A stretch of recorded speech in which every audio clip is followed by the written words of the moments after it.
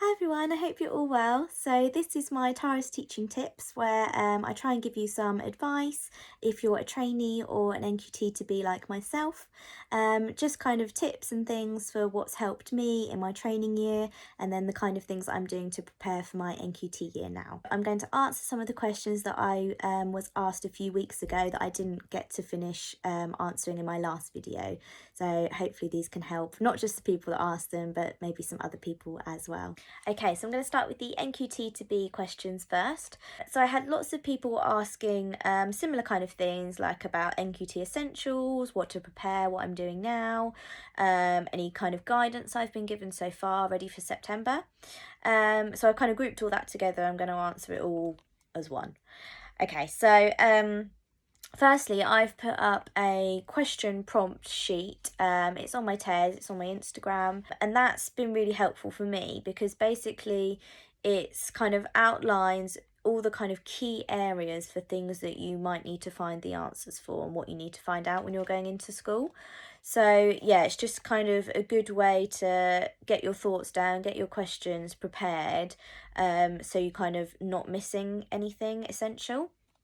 So I've taken that into school this week and asked lots and lots of questions. So yeah, I definitely advise doing that if you're able to go into school or maybe have a Zoom call with someone or a phone call, whatever you can do, just to kind of, it helps you to prepare so you kind of have an idea of what's necessary and, you know, what things are going to be needed for you to do over the summer as well. I've kind of written a list here of the things that I'm doing at the moment. So I've got lots of friends that are teachers already.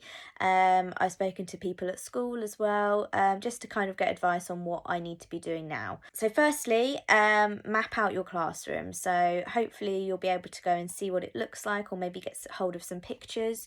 And then what I've been doing is trying to map out kind of where I want everything, what displays I want where, all that kind of thing, just so I know kind of what to prepare, what I want, what I need for my displays, all things like that. And then it kind of helps me to know what I need to buy as well ready. But yeah, definitely try and, you know, draw something out if you can. Also create a classroom management plan. So we were told a lot about this when we were at uni, and it was always something we had to do when we went on to placement. So basically it's where you're thinking about your behaviour management and your routines, things like that. So just to make it really clear for yourself, just thinking about, you know, when am I going to teach this routine? What is this routine? How do they line up? How do I want them to do it? How do I want them to go to their tables? Where do I want them to sit? In terms of behaviour management, thinking about, you know, what are the rewards? What are the sanctions? Everything like that, just so you're going into it prepared as you can be. So yeah, it's just an idea to kind of write those kind of things down. And then I'm thinking of then showing this to my mentor, just to clarify and check that what I've got in my head is what, you know, goes along with the school and what they are happy for me to be doing. I've also been putting together some like packs for each table, so like English and maths packs, so just basically going on Twinkle, printing off lots and lots of things, so that all the resources are there ready for them on their table. So yeah, lots of printing basically, you know, find things on Tez and Twinkle, go through people's Instagrams, you know, kind of find all those things so you can get ready now, so you're not kind of panicking nearer September that you haven't got those kind of things ready. Also just kind of finding out what's already in your classroom, what's already in school available to you, so that you're not going out and buying things that, you know, your school have already provided or that you don't need to necessarily buy yourself. Yeah, just things like that are really helpful to know. Finding out lots about the children. So yeah, again, if you can speak to your mentor. I also spoke to the Senko this week as well. So yeah, just finding out as much as you can about the children you're going to teach is really useful to help you plan things like your classroom management plan. You know, now is a good time to make little things, like I've made those lolly sticks with the children's names on, so you can pick them out. I've also posted I've made a book box, which is something I want to do with my class. So just, you know, thinking of maybe the little things like that you can be doing now. CPD, you know, keep going with the CPD. I know it was big hype for it at the start of lockdown, but keep going with it. You know, you've got the time to, so you might as well keep learning. Read lots of books. That's what I'm trying to do at the moment. So looking at like specific behaviour management plan books, ones that are for your first year of teaching, they're really useful at the moment. Also reading children's books. Obviously I'm always on about reading children's books, but yeah, now's a good time if you've got the time.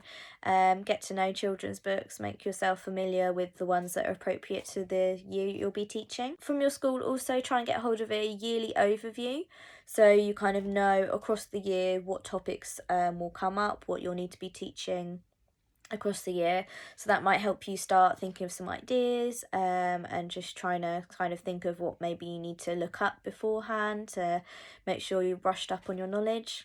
And then also I think it's a good idea to try and find out when you can go in over the summer, obviously to prepare your classroom, and get ready, you know, have some meetings with people to find out about planning and how you need to prepare. So yeah, just basically find out as much as you can about going in for September, and yeah, what they want you to prepare at the moment. Okay, so Miss Kendall has said she's worried about how badly COVID may have affected mental health and how to support that. I completely agree. Like, it is a real worry. You don't know kind of how the children have been getting on at home. You know, it may have been a really bad time for them. It may have been a great time for them. Some of them, you know, may have loved it and it may have helped them a lot. But then obviously coming back into school, getting back into that routine, it could be quite difficult for a lot of children. What I would say is, because it's so unpredictable, find out what you can now about the children in your class. So you've got an idea of what they were like when they were in school before. So then, you know, you've got some kind of idea and you're not going in blind in September. Find out what support is on offer at your school. So, for example, we've got a family support practitioner. So she's someone I'm going to speak to about kind of what things to put in place, what strategies to use, and kind of when I can go to her or send children to her for her advice as well. Just I think in September we've just got to get to know the children really, really well. You know, find out what they like, what they dislike, everything like that. So lots of get to know you activities I think are going to be on the cards, just to find out everything you can, to so then you know how to best support them. I'm thinking of having a calm corner and also like a daily check-in. So things like that I think are going to be really useful in September. Good morning, Miss Foster, Jen. She's done loads and loads of things about those types of things. So yeah, definitely go and check them out. I'll link them in this video as well so you can find them. But yeah, I think it's just going to be, you know, we've got to play it by ear, try and find out what those children need, and then how we can then support them from there. I'm also planning on doing lots of mindfulness in my class, maybe some yoga, things like that.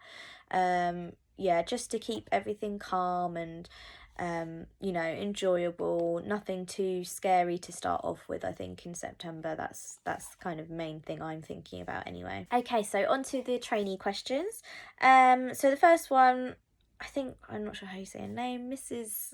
NWE, I presume. She is worried about lesson planning in a one form entry school.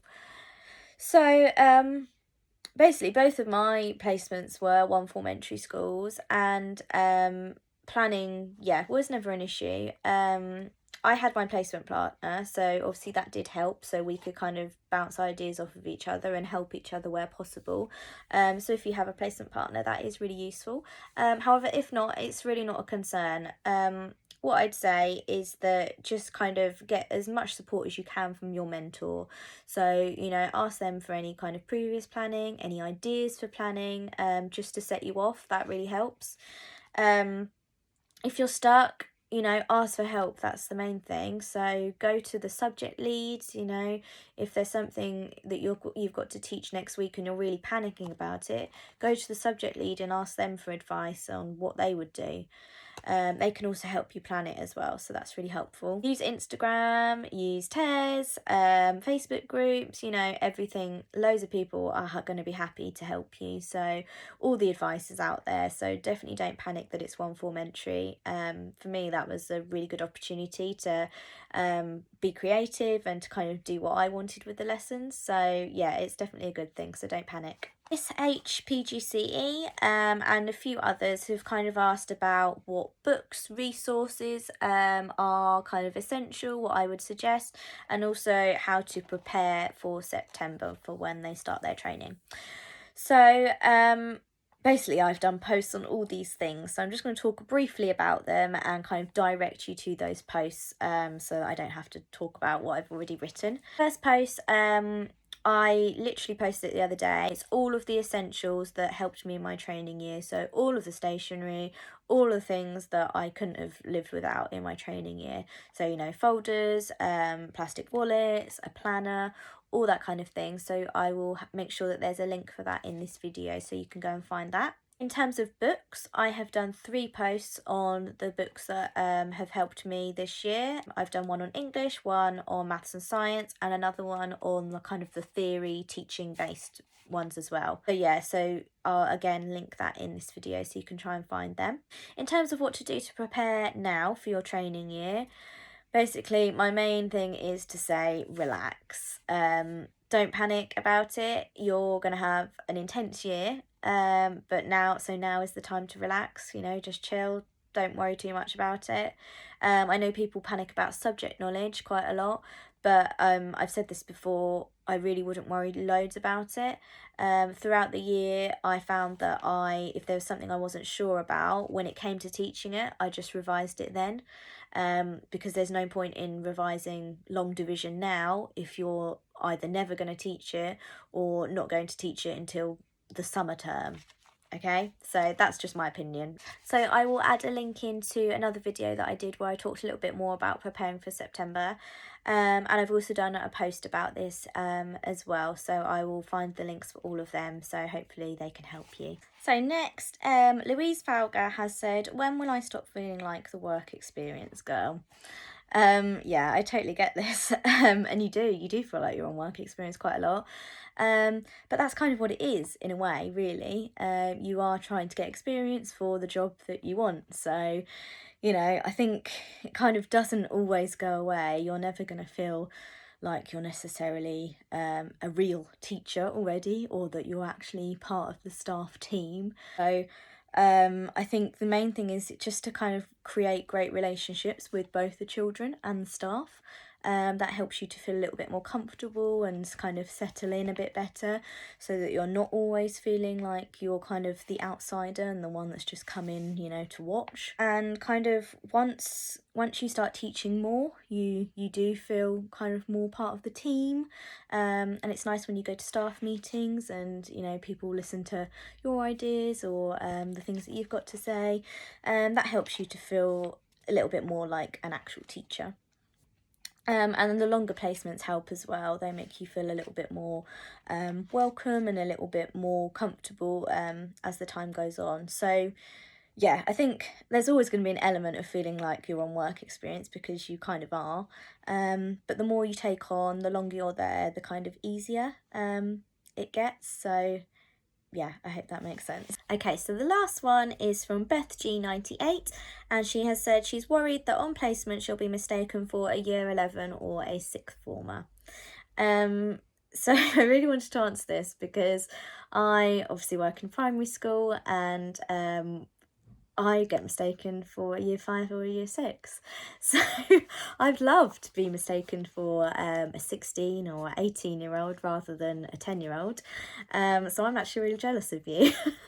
But yeah, I know exactly what you mean. I've been in that position. Yeah, at school, you know, I get children come up to me like, oh, look, I'm the same height as you. I'm just like, yeah, I know. So yeah, I think you just kind of got to be confident in yourself, in your teaching. You know, make it known that you are in charge. You know, just because you are maybe only a little bit older than them doesn't mean that you don't have the authority, because you definitely do. Yeah, and I find just kind of being sarcastic with them and, you know, making a little bit of a joke of it. Oh yeah, I do look quite young, or I am quite small, you know, it's then a joke and it's not, you know, a big thing. Don't take it to heart. I know I have a few times, but yeah, it's fine. I think you just have to get over it and know that, you know, this is always going to be a thing. Thank you for watching. I will put a question box up soon, ready for my video next week. So thank you again for watching.